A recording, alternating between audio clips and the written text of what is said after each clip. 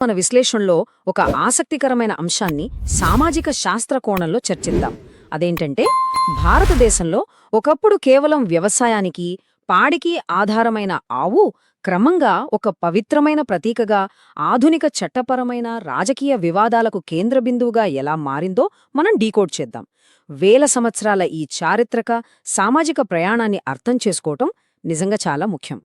సరే, ఆలస్యం చేయకుండా అసలు విషయంలోకి వెళ్దాం.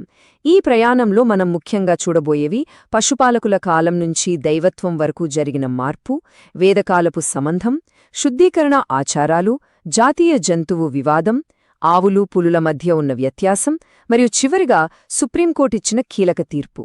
ముందుగా పశుపాలకుల కాలం నుండి ఆవు దైవత్వంగా ఎలా మారిందో చూద్దాం. ఈ టైమ్లైన్ చూస్తే మనకు ఒక విషయం స్పష్టంగా అర్థమవుతుంది. క్రీస్తుపూర్వం 3000 నాటి సింధూలోయ నాగరికతలోనే మనకు పశువుల చిత్రాలు కనిపిస్తాయి.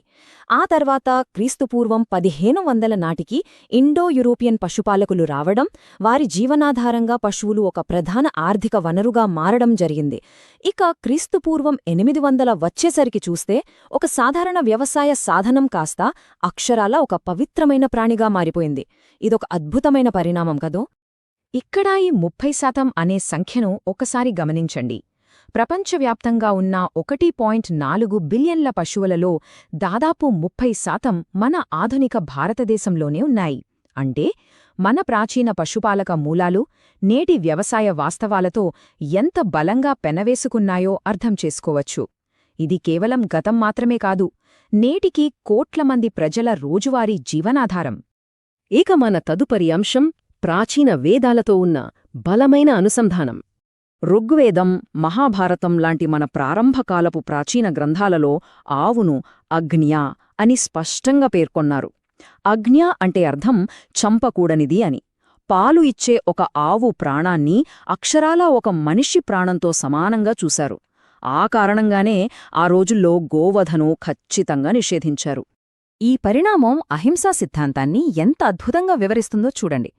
అహింస అంటే ప్రాణులకు హాని చెయ్యాలనే కోరిక ఏమాత్రం లేకపోవడం.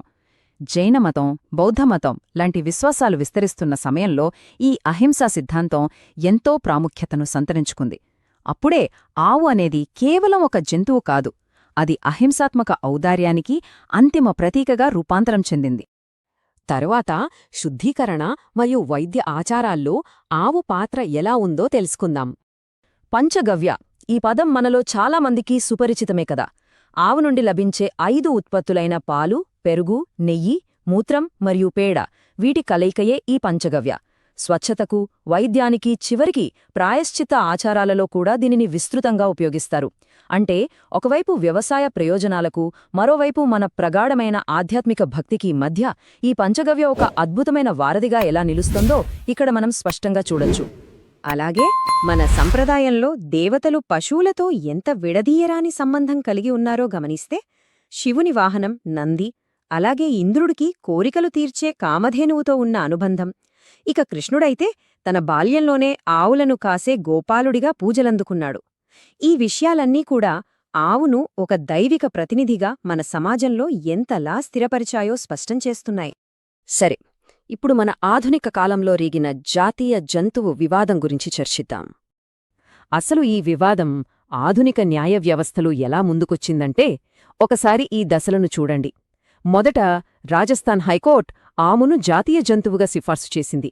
ఆ తర్వాత అలహాబాద్ హైకోర్టు ఏకంగా గోవధను దేశవ్యాప్తంగా నిషేధించాలని సూచించింది.